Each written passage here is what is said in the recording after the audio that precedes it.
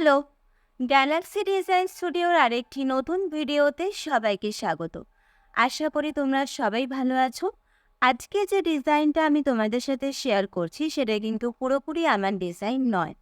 এটা একটা semi stitch full length gown, মানে জামাটার হাতা আর গলা বাদ দিয়ে পুরো ডিজাইনটাই কিন্তু করা আছে আগে থেকেই। তো তোমরা হয়তো ভাবছো যে কেন এই ধরনের ডিজাইনে তোমাদের সাথে আমি আজকে ভিডিও করেছি। তো অনেক কটা কারণ আছে, তো চলো পুরো ভিডিওটা আমার সাথে থেকো।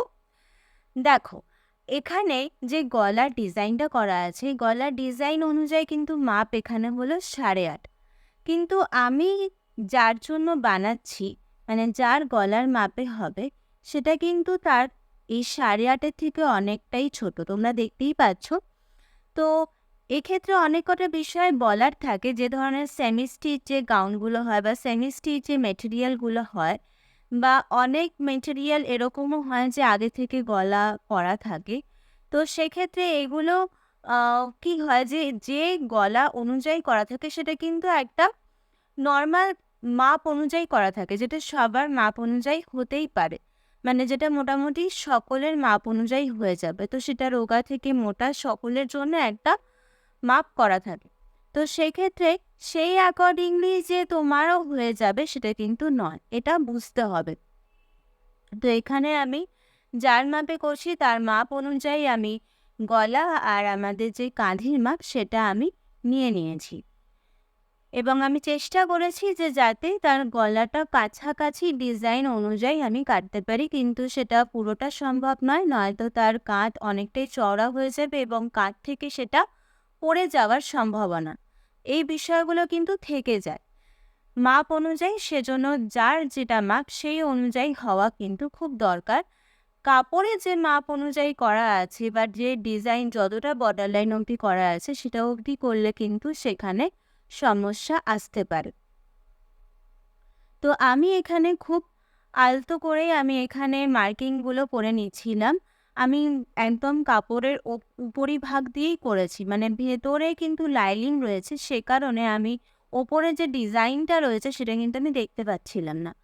সেই জন্য আমি একদম ওপরে যে পেছনের দিকটা সেই দিক থেকে আমি ড্রয়িং করেছি, খুব আলতোভাবে হালকাভাবে করে নেওয়ার চেষ্টা করেছি। যতটা কম মার্কিং করে, যতটা কম চক দিয়ে আঁকা যায় সেটা আমি করার চেষ্টা করেছি। কিন্তু এমনিতে মেটেরিয়ালটা এরকমই ছিল যে একটু ঝাড়লেই চকের গুঁড়ো উঠেও যাচ্ছিল, যেহেতু এটা পুরোটাতে নেট মেটেরিয়াল, সেই জন্য। তো যাই হোক, এখানে আমি আমার ওপরেই ভাগের, মানে গলা থেকে যে আমার তোমার আন্ডার আর্মস এবং মোহরা এই মাপগুলো আমি করে নিয়েছি, এবং কোমরের মাপ অবধি আমি এখানে মার্কিং করেছি, তোমরা দেখতেই পাচ্ছ। এবং আমি এখানে মার্কিং করে নেওয়ার পর আমি কেটে নিচ্ছি। কাপড়টা কিন্তু আমি ওপর থেকে আগে সোজা করে নিয়েছিলাম, তারপরে আমি কাঁধের মাপ নিয়েছিলাম।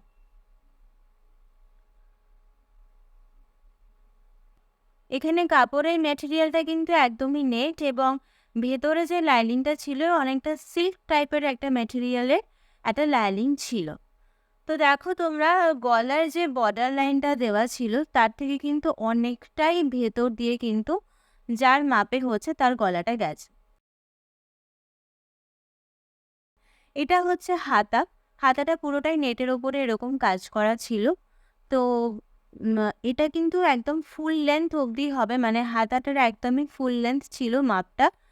তো আমি সবটাই একটু আগে মানে করার মাপ নেওয়ার আগে আমি একবার করে প্রেস করে নিয়েছিলাম, তারপরে আমি মার্কিং করছিলাম। যেহেতু কিছু কিছু জায়গায় বেশ কাপড় সিঙ্ক হয়েছিল, তো যেহেতু নেট কাপড় সেগুলো একটুখানি আলতো করে প্রেস না করলে মনে হয় যে মার্কিং করতে একটু অসুবিধা হয়ে যায়।